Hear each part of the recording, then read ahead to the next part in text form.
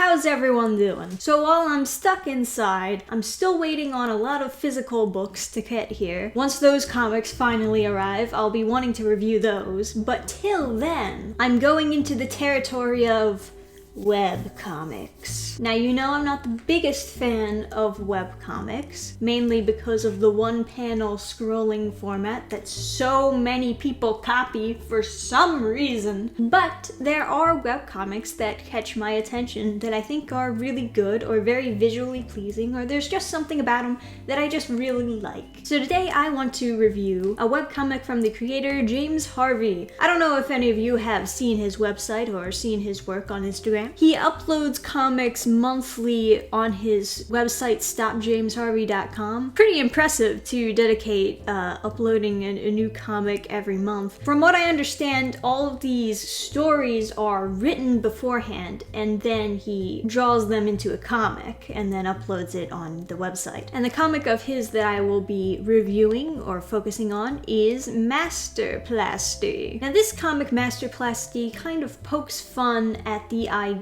of people who are addicted to plastic surgery. As crazy as it sounds, yes, those people exist. So it features the main character who is, of course, not content with how he looks, and he thinks that looks are everything. Typical Twilight Zone situation where he's that type of character who needs to be taught a lesson. He goes through all this plastic surgery and then some twist happens at the end, and it is one of those stories. Although the twist is a lot more subtle. So this type of surgery, they basically just stick a fork in his nose and they move it in certain ways so that it changes his whole body, and as you can see, it's very expressive type changes that goes from something that looks very silly to something that looks absolutely hideous, burn it with fire. But I do always like it when artists try to be more expressive in their expressions, in their art, make it a little bit more bouncy, more full of life, and this is probably the most humorous situation where you can use that expressive, over-exaggerated art, because he's trying to over-exaggerate how hideous and unnatural you can change the human body to be, especially because there's a lot of critiques about plastic surgery and that type of stuff to try to make you look younger or make you look like a celebrity that you admire. I think my favorite quote about plastic surgery comes from Bill Burr, where he says, "I'd rather be 50 and look 50 than be 50 and look like a 20-year-old lizard." And yeah, I would describe that as a 20-year-old lizard. But anyway, the basic story, he gets the face that he wants, and he ends up dating this model who is also had plastic surgery, so they look like, you know, the perfect plastic couple. And she's a very hollow person, but he's a very shallow person. So he doesn't mind what she's like so long as he has his pretty perfect girl. And then something super funny happens. Her father had been dodging taxes for a long time, and now they're repossessing everything that he paid for, including her plastic surgery, which is obviously kind of humorous to think about. The idea that you pay for plastic surgery and they actually repossess your implants would never happen in real life, but it's funny to think about. So his perfect girl, Katrina, ends up looking like a goblin. And just like he always does, he yells at his dad for money so he can get his perfect girl back. And after the surgery, she looks like this. Now, what's interesting about this is that it looks pretty to some degree, but it also looks horrifying, which is kind of how a lot of people feel about plastic surgery. It's like, yeah, I guess it kind of looks pretty, but also weird. It's like an uncanny valley sometimes. You can tell that it just doesn't look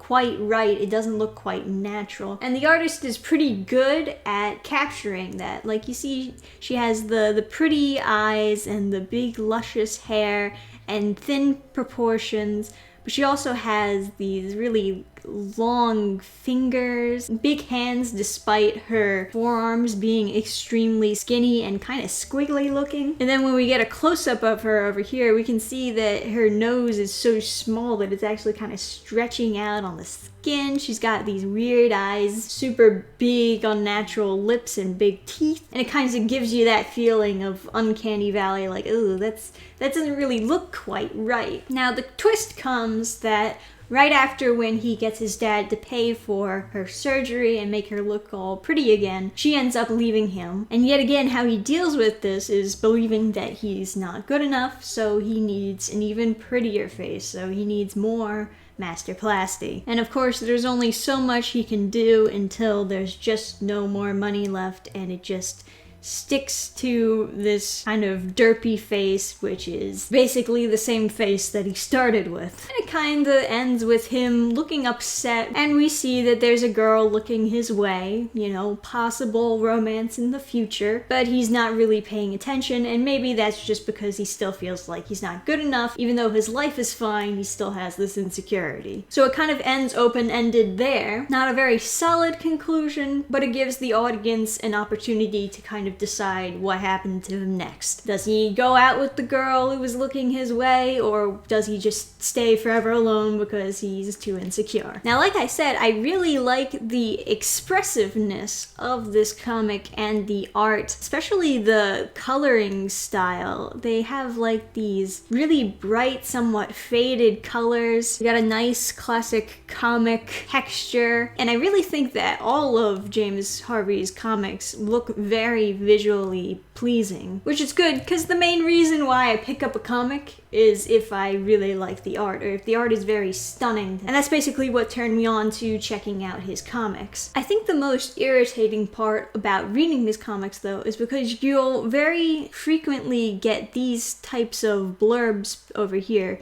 just these paragraphs upon paragraphs of text that, while it's put in a visually pleasing place, it's still just paragraphs of text. It's very rare that people who read comics want to read paragraphs of text. I am of the opinion that comics should never be too wordy.